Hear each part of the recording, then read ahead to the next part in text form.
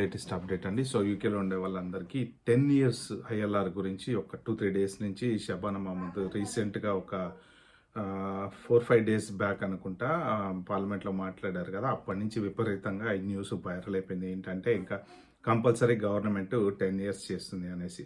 So దాని గురించి పర్టికులర్గా ఈ వీడియోలో క్లారిటీ ఇచ్చేటువంటి ప్రయత్నం చేస్తా. సో మీరైతే లాస్ట్ వరకు చూడండి. Very important video. ఆమె కొన్ని ఇంపార్టెంట్ బుల్లెట్ పాయింట్స్ చెప్పింది. సో దాని గురించి నేను మాట్లాడతా. ఇక మళ్ళీ ఆమె వీడియో ప్లే చేసి సో ఇక దాని గురించి మళ్ళీ ఎక్స్ప్లెయిన్ చేసి ఇక ఎందుకులే ప్లే చేయాల్సిన అవసరం లేదు, కానీ ఆ పాయింట్లు ఏమేమి ఉన్నాయో నేను ఆ పాయింట్స్ మీకు ఎక్స్ప్లెయిన్ చేస్తాను. ఆమె చెప్పింది. చేసుకోవాలంటే సబ్స్క్రైబ్ చేసుకోండి. ఇంపార్టెంట్ వీడియో కాబట్టి ఒక నలుగురికి షేర్ చేస్తా అంటే చేయండి. ఏంటంటే ఆమె చెప్పింది, ఈ లార్డ్స్ రిపోర్ట్ వాళ్ళు ఇచ్చారు కదా, లార్డ్స్ కమిటీ వాళ్ళు ఏం చెప్పారంటే అన్ఫెయిర్, ఇట్స్ అనెథికల్. మనం వాళ్ళకి ఇక్కడికి వచ్చేటప్పుడు ఏం చెప్పాము, మనం కంపల్సరీ 5 ఇయర్స్లో ఐఎల్ఆర్ చేస్తామని చెప్పాం కదా, కానీ ఇప్పుడు మనం సడన్గా మార్చడం అనేది కరెక్ట్ కాదు అని చెప్పేసి. సో దానికి ఆమె ఏమంటదంటే, గవర్నమెంట్ అనేది ఫంక్షన్ చేసేదే రూల్స్ మార్చడానికి, అంటే ఈ పర్టికులర్ ఐఎల్ఆర్ గురించి అని కాదు. సో గవర్నమెంట్కి ఏదో కొన్ని డెసిషన్లు తీసుకునేటువంటి రైట్ ఉంటుంది. సిచ్యువేషన్స్ని బట్టి, జరుగుతున్న పరిస్థితులను బట్టి, పరిణామాలు బట్టి డెసిషన్ అనేది తీసుకోవచ్చు. అందుకనే గవర్నమెంట్ ఉండేది. ఒకవేళ మనం డెసిషన్ తీసుకునేటువంటి హక్కు లేకపోతే ఇంకా అసలు what is the point of government functioning అని చెప్పి అంటుందన్నమాట. దాంతోపాటు ఆమె అనేది ఏంటంటే, యాక్చువల్గా డిపెండెంట్స్తో సహా ఎవరెవరైతే ఓన్లీ ఇమిగ్రెంట్స్ వచ్చారో, ఇప్పుడు ఆ వీసా మీద వచ్చినటువంటి వాళ్ళు ఎవరున్నారో వాళ్ళు, వాళ్ళ డిపెండెంట్స్, వాళ్ళు అందరూ కలిసి చాలామంది, అంటే ఒక లాస్ట్ 5-6 ఇయర్స్లో చూసుకుంటే చాలామంది యూకేకి వచ్చేసారు. మేము ఇంతమంది వస్తారని చెప్పి ఎక్స్పెక్ట్ చేయలేదు. సో ఇప్పుడు ఏమైందంటే, వీళ్ళందరికీ అకామిడేట్ చేయాలి, వీళ్ళందరికీ కూడా పిఆర్లు ఇవ్వాలి. ఇస్తే సిస్టమ్ అంటే ఉంటాయి కదా జనరల్గా జాబ్ పరంగా కానీ అది కానీ ఇది కానీ. సో ఇవన్నీ హెడ్ఏక్స్ అన్నీ ఉంటాయి అని చెప్పి అనుకుందనమాట. జనరల్గా ఏంటంటే ఈ స్టూడెంట్ వీసాలని కూడా మిస్యూజ్ చేసుకొని చాలామంది వచ్చారండి. ఏంటంటే వైఫ్ని ఏదో ఒక కోర్సులో జాయిన్ చేయటము, ఏదో ఒకటి ఆ యూనివర్సిటీ, ఈ యూనివర్సిటీ వాళ్ళు చదవరు పాడలేదు, యూనివర్సిటీకి వెళ్ళరు పాడలేదు, అంటే చదివే వాళ్ళు వేరే ఉంటారు. అందరూ అలా అని అంటలేదు, కానీ బట్ ఏంటంటే రావడానికి రూట్ అనమాట. సో వాళ్ళు ఏదో ఒక యూనివర్సిటీలో జాయిన్ అవుతారు. హస్బెండ్స్ ఏంటంటే డిపెండెంట్ వీసా మీద వస్తారనమాట. సో ఇక వీళ్ళు 2 ఇయర్స్ చదువుకుంటారు, ఎంతో కొంత 2 లక్షలు 3 లక్షల కాలేజీకి కడతా అంటారు. ఈ డిపెండెంట్ వీసా మీద వచ్చినటువంటి వాళ్ళకి రిస్ట్రిక్షన్స్ ఉండవు. మెయిన్ అదే డిఫరెన్స్. డిపెండెంట్ హస్బెండ్ ఎందుకు వస్తాడు, ఆ లాజిక్ ఏంటి అంటే, ఇంకా ఆయన ఐటీ జాబ్ చేసుకోవచ్చు, టెస్కోలో పని చేసుకోవచ్చు, ఇంకెక్కడైనా పని చేసుకోవచ్చు, ఏదైనా చేసుకోవచ్చు. సో అలాగా డిపెండెంట్ వీసా మీద వాళ్ళు వచ్చారు. వాళ్ళతో పాటు వాళ్ళ ఫ్యామిలీని కూడా తీసుకొచ్చేసారు. ఇతను ఏంటంటే పని చేయడం. ఇప్పుడు 2 ఇయర్స్ మాస్టర్స్ అయిపోయిన తర్వాత 2 ఇయర్స్ పిఎస్డబ్ల్యూ ఇస్తారు. 4 సంవత్సరాలు డిపెండెంట్గానే ఉంటారు కదా. తర్వాత ఆ స్పాన్సర్షిప్ కోసం ట్రై చేస్తారనమాట.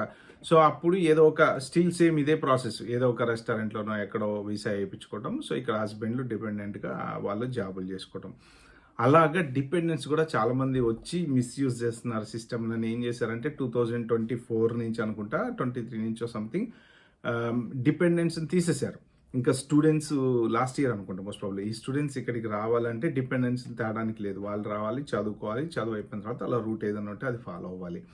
అలాగా కొన్ని కేర్ వర్కర్ వీసాకు కూడా డిపెండెన్స్ తీసేశారు అనుకుంటా. సో ఇప్పుడు ఆమె అనేది ఏంటంటే, బోల్డ్ ఎంతమంది వచ్చేసారు ఈ కంట్రీలోకి, చాలామంది ఉన్నారు. ఇప్పుడు వాళ్ళందరికీ కూడా పిఆర్లు ఇవ్వాలంటే కష్టము. అంటే జనరల్గా బెనిఫిట్స్లోకి వచ్చేస్తారు. ఒకసారి పిఆర్ ఇచ్చారంటే పబ్లిక్ ఫండ్స్లోకి యాక్సెస్ వస్తారనమాట. రేపు వీళ్ళకి జాబ్ పోయినా ఏమన్నా గవర్నమెంట్ మీద డిపెండ్ అవుతారు. హౌసింగ్ అని ఇంకోటని పిన్ ఏంటంటే, ఇప్పటి వరకు చేంజెస్ ఏమి రాలేదు. ఓకే, ఫస్ట్ క్లారిటీ ఏంటంటే, ఇప్పటి వరకు చేంజెస్ రాలేదు, యాజ్ ఇట్ ఈస్ అలానే ఉంది. ఎవరెవరు ఎలా 5 ఇయర్స్ తర్వాత అప్లై చేసుకున్న వాళ్ళకి అలానే ఉంది. మీ శాలరీస్ ప్రకారం, మీ రూట్ ప్రకారం పర్ఫెక్ట్గా ఉంది. ఎక్కడా మార్పు అనేది రాలేదు, పిఆర్ చేంజ్ కాలేదు.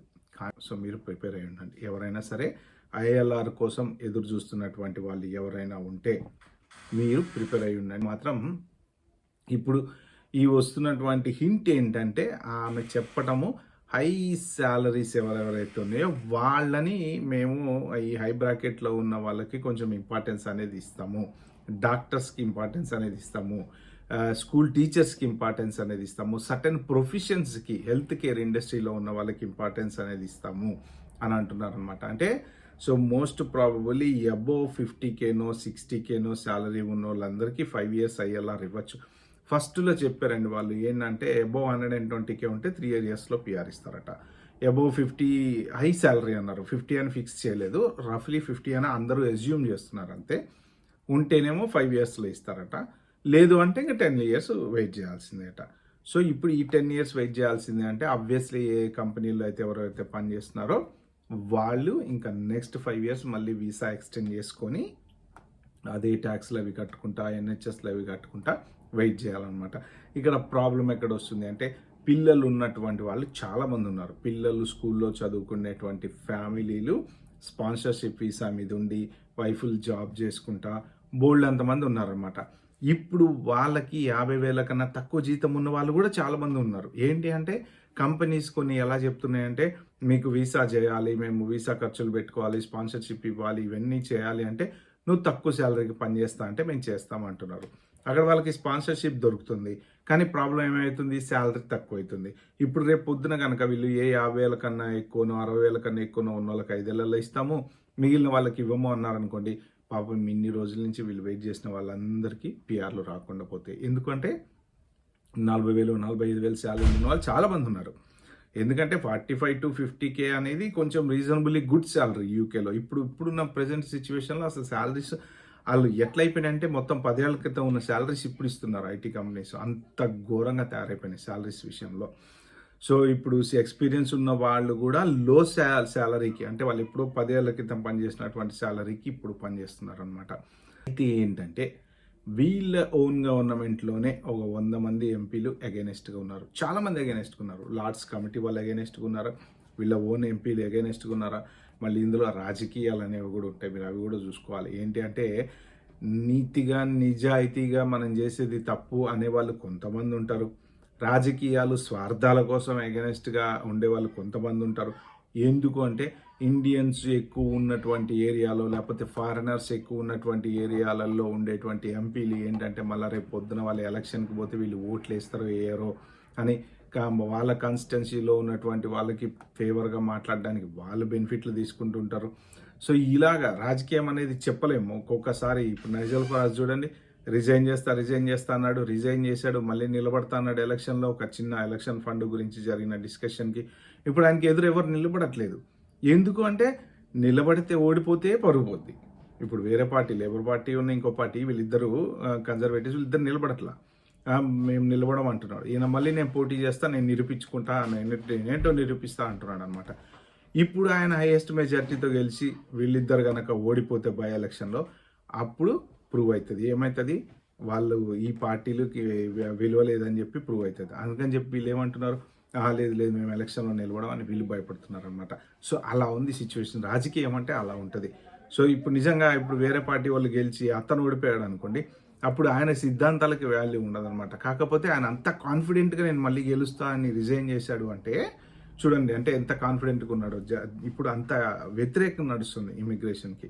సో అందరూ కూడా అసలు ఎప్పుడెప్పుడు ఆ పార్టీకి ఓటేద్దామా అన్నట్టు ఉన్నారని నడుస్తుంది సోషల్ మీడియాలో. మరి అది ఎంతవరకు నిజమో నాకైతే తెలియదు కానీ, బట్ ఇప్పుడు ఎలక్షన్లు పెట్టా కొత్త పార్టీ రావచ్చేమో అని అంటున్నారు అనమాట. ప్రస్తుతం ఉన్న గవర్నమెంట్ మీద జనాలకి ఏంటంటే ఎండ్ ఆఫ్ ద డే ఒక డెవలప్మెంట్ లేదు, ఒక జాబ్స్ లేవు, ఏమి లేవు. సో దీంతో ఏంటంటే ఇక వీళ్ళకి డబ్బులు ఎవరైతే హైయెస్ట్ బ్రాకెట్ శాలరీ ఉన్న వాళ్ళు ఉన్నారో వాళ్ళని మాత్రం ఖచ్చితంగా డాక్టర్స్ వీళ్ళందరినీ వదిలేస్తారు. ఎందుకంటే డబ్బులు కావాలి కదా, ఎండ్ ఆఫ్ ద డే వీళ్ళ దగ్గర తీసుకొని వాళ్ళని మేపాలన్నమాట. సో అది సంగతి. మొత్తానికి మీరు ప్లాన్ చేసుకోండి. ఎవరైనా సరే ఫ్యూచర్ ఈ మోస్ట్ ప్రాబ్లీ ఇంకొక 2-3 monthsలో అయితే ఖచ్చితంగా ఇదైతే తెలుస్తుంది.